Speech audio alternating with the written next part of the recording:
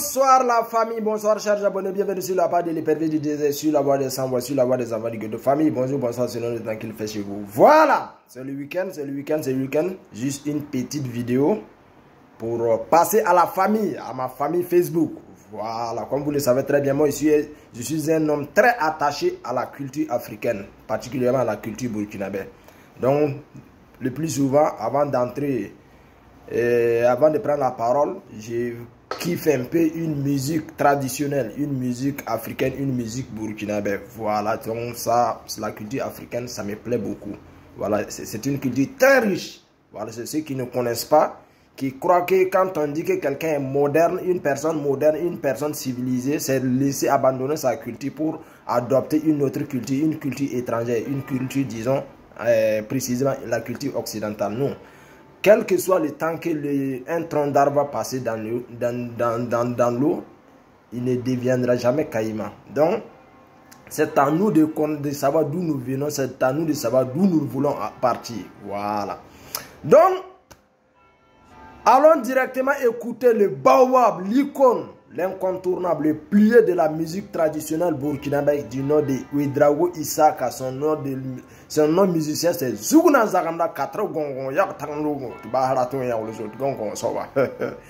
Ce n'est plus une personne à présenter. Allons-y l'écouter parce que en fait j'ai choisi cette musique là, ce morceau précisément. Je vais parler à mes frères burkinabés de la diaspora partout où vous êtes. Voilà, c'est très important de faire un retour au bercail, de se replier définitivement si vraiment les conditions sont réunies pour aller propager votre savoir, pour aller développer votre pays. Voilà, ne soyez pas des personnes perdues. Vous savez, Thomas Sankara a beaucoup milité sur ça. Thomas Sankara a essayé de conscientiser les Burkinabés, la diaspora burkinabé en Côte d'Ivoire de revenir au pays. Malheureusement, les Burkinabés se sont fait, les Burkinabés vraiment se sont créés une place en Côte d'Ivoire, mais la majorité vraiment n'ont pas signé leur retour. C'est une majorité perdue. Il faut savoir, il faut oser dire la vérité. Ça fait mal, mais c'est la triste réalité. Bon, allons-y écouter la musique et puis on va essayer de développer un peu les choses. Je ne veux pas que la vidéo soit longue, mais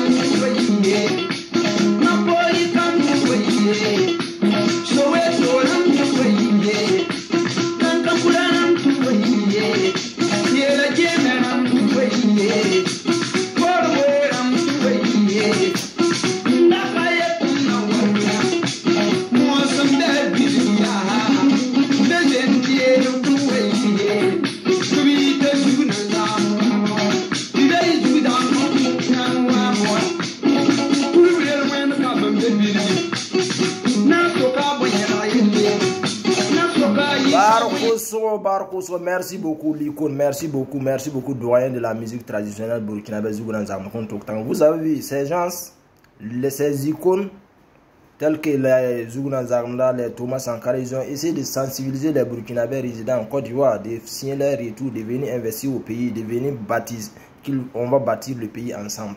Mais malheureusement, leurs conseils, leur sensibilisation, leur message est tombé dans l'oreille d'un sourd, disons.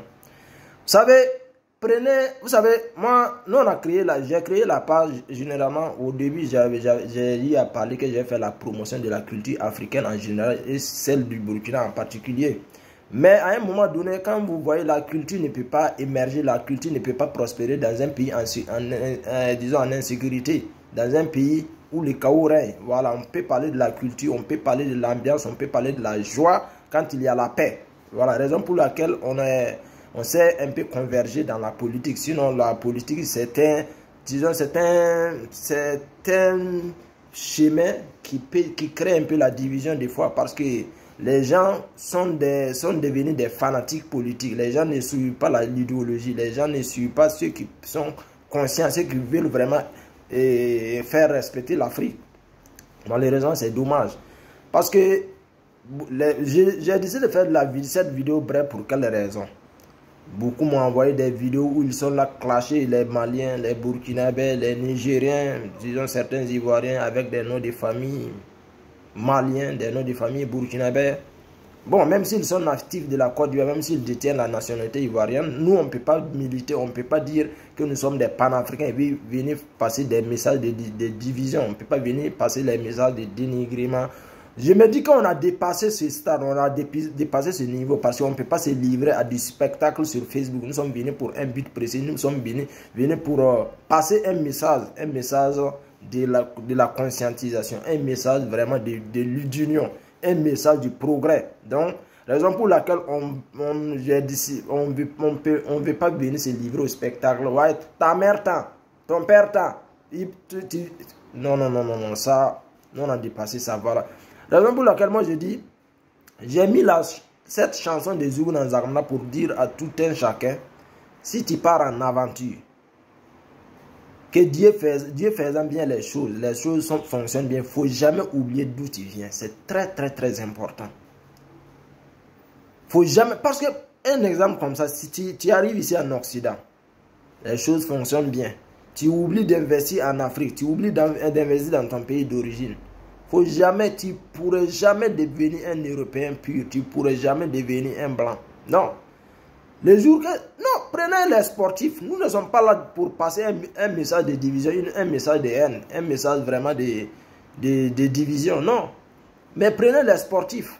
Les jours que ça va très bien dans les équipes nationales occidentales, européennes, on est très de Français ou bien on est très vraiment d'Anglais, on est très d'Italiens. On les traite de Suisses, d'Allemands. Mais le gars à lui, s'il commet une erreur grave que l'équipe perd, c'est ces jours-là, ils vont dire d'origine tant, même s'il n'a jamais même foulé le sol africain. C'est pour vous dire tout simplement, c'est pareil aussi pour les Burkinabés qui sont aventurés au Gabon, en Côte d'Ivoire, ils ont investi là-bas. Quand la guerre de 2002, c'est la triste histoire, ça me fait mal. J'ai un pincement au cœur si je reviens sur l'histoire. Vous savez très bien ce que vous avez subi. Vous savez très bien ce que vous avez perdu. Donc, si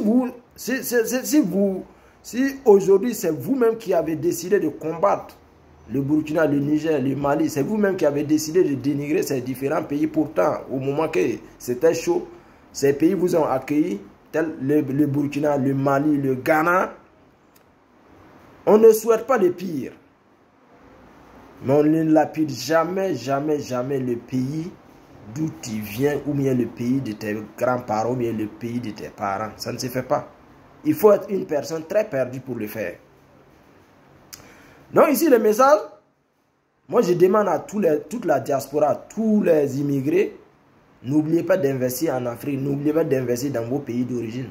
C'est très important. Évitons les messages de division, évitons les discours de haine. Soyons des traits d'union. Soyons des personnes qui pourraient unir, qui pourraient vraiment lancer des messages de joie, les messages d'union. Voilà. En plus, fermons ici cette parenthèse-là. Comme vous le savez très bien, nous sommes concentrés sur la situation du Niger. Parce que nous savons très bien que si le Niger tombe aujourd'hui dans la sous-région, ça serait le chaos. Donc nous ne sommes pas... Malheureusement, certains n'ont pas compris. Certains pensent que nous sommes dans une situation pour combattre la Côte d'Ivoire ou bien contre le Sénégal ou bien contre le Bénin. Non, nous sommes des panafricains. Si ça va dans ces différents pays, c'est la joie. Mais en aucun cas, en rien, on ne peut jamais aider la CEDEAO ou bien cautionner que la CEDEAO vienne déstabiliser le Niger. Partout où les armes ont crépité, partout où ils ont fait parler les canons, croyant faire venir la démocratie, la paix. Quel est le résultat? Afghanistan, en Irak ou en Libye. Hein? Prenez l'exemple sur ces différents pays-là. La guerre, ce qu'ils veulent faire au Niger, ce n'est pas pour la paix, ce n'est pas ni pour la démocratie. C'est juste le Niger est victime de son uranium. Le Niger est victime de sa richesse. Et c'est inadmissible. Vous voulez l'uranium du Niger, vous voulez le pétrole du Niger, vous voulez disons, les richesses du sous-sol nigérien. Venez, on va débattre. Venez, on va faire des contrats gagnant-gagnant. Mais vous ne pouvez pas vous chercher à vous enrichir. Vous ne pouvez pas chercher à appauvrir ce peuple-là. Pourtant, c'est un pays souverain. C'est inadmissible. Il y a une ex-présidente de l'Union africaine, une dame là. Elle a fait une révélation sur le cas, disons, sur la politique française en Afrique. C'est pour vous dire tout simplement, à la tête de ces différents pays en Afrique francophone, tant que ce n'est pas un militaire, tu ne peux pas faire une rupture du dictat français qui irait dans ces pays-là. Tu ne peux pas faire une rupture de la domination française, de la politique française. Tu ne peux jamais faire une rupture avec les contrats vraiment qui ne font pas l'affaire de l'Afrique. Tant qu'il faut être un militaire courageux. Parce que cette présidente, l'ancienne présidente de l'Union africaine a dit quoi? Pour régner dans la paix, pour finir ton mandat dans la tranquillité, les contrats militaires, il ne faut pas toucher ça. Tout ce qui parle des intérêts français, il ne faut jamais parler de ça, il ne faut jamais toucher ça. C'est inadmissible. Il y a certains contrats, même quand on te fait écouter même, vraiment le fond, non, ça fait pleurer. Ces militaires-là sont courageux, certes, ça serait difficile. Tu viens chez moi avec une base, t'es militaire. Moi, je dis, non, désormais, les militaires français repliés chez vous, on n'a plus besoin de vous. Vous dites que non. Pas question. L'ambassadrice de la France au Niger, on lui dit de rentrer et la France sort pour hausser les tons, pas question. Mais vous, de vous à moi. Moi, je suis l'ami de quelqu'un. Ce dernier, je ne sais pas, un exemple quoi, ce dernier m'a donné une terre cultivable. Et il est décédé, il n'est plus. Mon ami qui m'a donné la terre, bon, c'est un exemple, suivez ma logique. Ce dernier qui m'a donné la terre cultivable n'est plus. Il a son enfant légitime qui vient me voir. Bon, quand il dit l'enfant légitime, bon, son enfant biologique, mais qu'il a eu avec une autre fille, est venu me voir. Ah, tonton, toi tu es mon papa, en même temps parce que tu es l'ami de mon père. Mon père t'avait donné la terre là gratuitement. Aujourd'hui, si tu veux continuer à travailler la terre, tu peux venir. On va discuter, je vais te vendre ça définitivement. Tu vas me chercher un montant, tu vas me remettre. Et puis ça serait pour toi définitivement. Ou bien tu vas travailler chaque année, tu vas me donner tant. Et toi, moi je me permets de lui dire, toi-même déjà tu n'es pas un enfant légitime. Ton papa t'a eu hors mariage, tu ne peux pas me parler de ça. Ah, quand on parle d'héritage là, je n'ai pas besoin d'être l'enfant d'une femme légale pour réclamer ça, pour entrer en possession de mon dû. Donc c'est ce qui passe entre le Niger avec la France.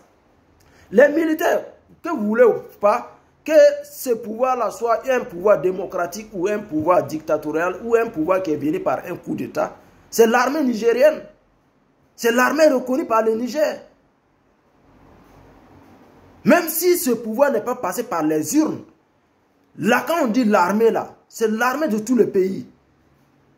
Voilà, donc si l'armée leur dit qu'elle n'a plus besoin de vous, normalement, si vous êtes là vraiment pour le peuple, si vous êtes là pour le Niger, et que l'armée nigérienne vous dit de rentrer, il ne doit pas avoir débat, il ne doit pas avoir discussion, il ne doit pas avoir opposition, il ne doit pas avoir refus.